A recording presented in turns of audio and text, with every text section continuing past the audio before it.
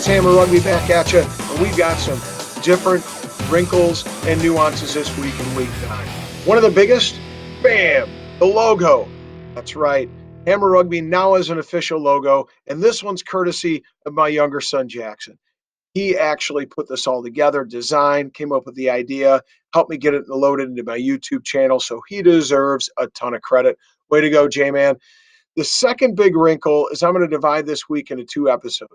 The first week, I'll cover the normal stuff, scores, action, players that are standing out, and, of course, the table. The second part, I hope you'll check that out, coming out later this week, and that is I'm collaborating with a mate of mine, Benjamin Haswell, somebody I've gotten to know through a Facebook supporters page down there in New Orleans. He runs one, and he's one of the biggest supporters of New Orleans Gold Rugby down there.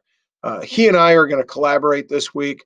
We're going to come up with a mid-season starting 15. And we're going to talk a little bit about some players that have stood out at this point through the 2019 Major League Rugby season. So I hope you check out both this episode and the next one that'll be coming out in a few days.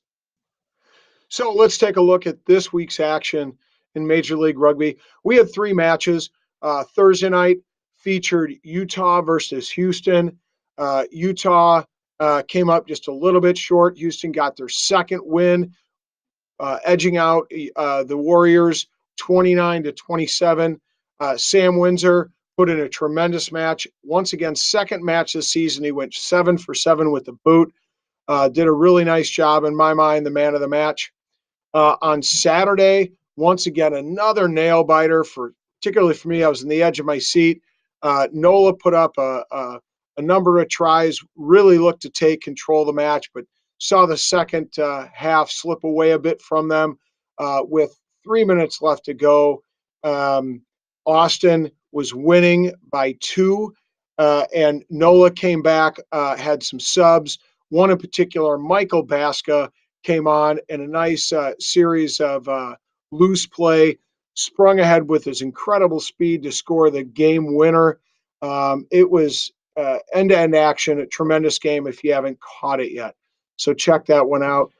And the Sunday matinee for this weekend saw Rooney in their second home match play host to Glendale.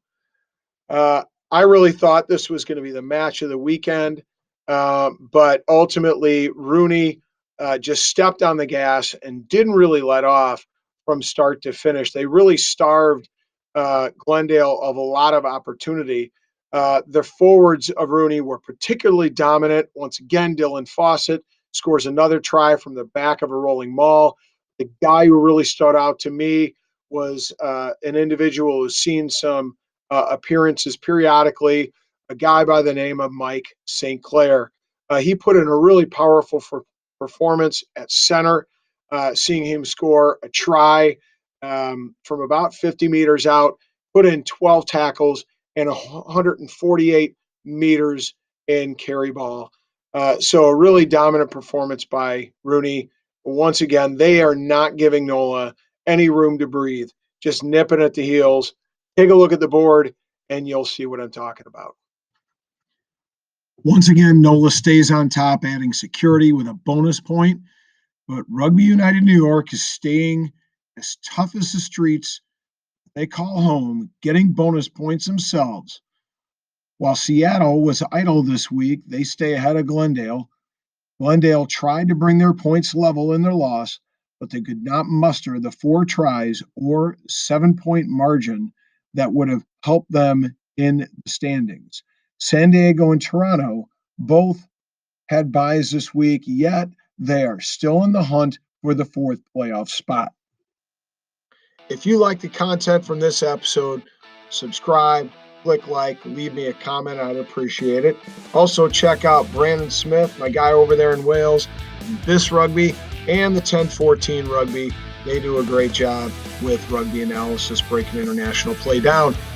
And finally, check out my episode later on this week, where again, Benji Haswell and I will break down our mid-season top 15 players. Thanks.